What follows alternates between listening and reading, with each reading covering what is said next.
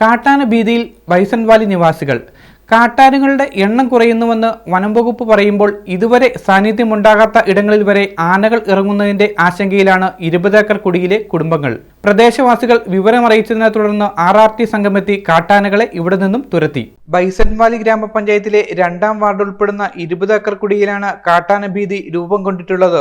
6ഓളം വരുന്ന കാട്ടാനക്കൂട്ടം ഇവിടെ കൃഷിയിടത്തിൽ ഇറങ്ങുകയും ഏലവും വാഴയും അടക്കമുള്ള കൃഷിവിളകൾ നശിപ്പിക്കുകയും ചെയ്തു. പ്രദേശവാസികൾ വിവരമറിയിച്ചതിനെ തുടർന്ന് RRT സംഘമെത്തി കാട്ടാനകളെ പ്രദേശത്തു നിന്നും തുരത്തി. ഇതുവരെയും സാന്നിധ്യമില്ലാതിരുന്ന ഇവിടെ കാട്ടാനകൾ എത്തിയതോടെ ജനം ഭീതിയിലാണ്. എപ്പോഴാണ് വന്ന് ഇറങ്ങിയെന്ന് അറിയില്ല. ഇന്നലെ രാത്രിയും ഇതിൻ്റെ തൊട്ടപ്പുറത്തെ കാടുകളിൽ ഉണ്ടായിരുന്നു എന്ന് പറയുന്നത്. അതിനുശേഷമാണ് ഇന്ന് രാവിലെ ആയിട്ടാണ് ഇറങ്ങി വന്നത്. എത്ര ആണെന്നാണ് അറിയില്ല. ഞാനിത് വന്ന് കേട്ടപ്പോഴാണ് അറിയണത്. പിന്നെ ഇവിടുന്ന് താഴെ തൊട്ട് കുറേ വാഴകൾ നശിപ്പിച്ചിട്ടുണ്ട്. കൃഷിയിടങ്ങളിൽ കുറേ നഷ്ടങ്ങൾ വന്നിട്ടുണ്ട്. പിന്നെ ഇതിലാണ് ആ തോട് വഴി കയറി ഇതിൽ വന്ന് ഇവിടെ നിന്നാണ് കയറിപ്പോയത്. ഞങ്ങൾ 70 വർഷക്കാലമായി ഇവിടെ ജീവിക്കുന്നു. ഇതുവരെ ഇങ്ങനെ ആനയോ മറ്റുള്ള മൃഗങ്ങളോ ഇവിടെ ഇറങ്ങി വന്നിട്ടില്ല. ഈ വർഷം കാറ്റും പ്രകൃതിക്ഷോഭവും കാരണം ഉൽപ്പാദനമില്ലാതെ യാതൊരു വിധത്തിലും മുന്നോട്ട് പോകാൻ സാധിക്കാത്ത അവസ്ഥയായിരുന്നു. ഏതെല്ലാം ഒടിച്ചിട്ടിരിക്കാനും അതിനിടയിൽ ആനയും കൂടെ വന്നു. ജീവിക്കാനും വയ്യ. ജീവിക്കാനുള്ള വഴി നശിപ്പിക്കപ്പെടുന്ന സാഹചര്യം ഉണ്ടാകുന്നു. കുട്ടികൾക്കും ഞങ്ങൾക്കും ഓരോരുത്തർക്കും ഇവിടെ താമസിക്കാൻ തന്നെ ഭയമാകുന്ന ഒരവസ്ഥയിലാണ് വന്നിരിക്കുന്നത്. ഇതിനെതിരെ സർക്കാർ നടപടി സ്വീകരിക്കണം. ഒരിക്കലും കൃഷി സ്ഥലത്ത് വന്യമൃഗങ്ങൾ ഇറങ്ങുന്ന ഒരവസ്ഥ ഉണ്ടാകാൻ പാടില്ല.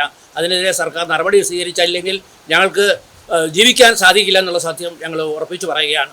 ആനകളെ കൃഷിയിടത്തിൽ നിന്നും തുരത്തിയെങ്കിലും അവ വീണ്ടും തിരികെ എത്തുമെന്ന ആശങ്കയും സമീപവാസികൾ പങ്കുവയ്ക്കുന്നുണ്ട്.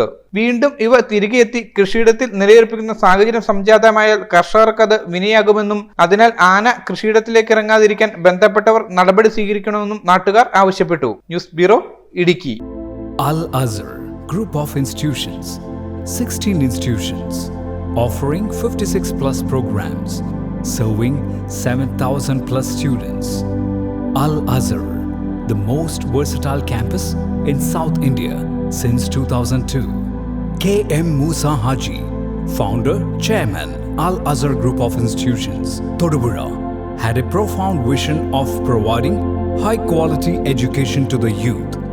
He wished to elevate the underprivileged and minority communities of the Idukki district by offering exceptional educational facilities.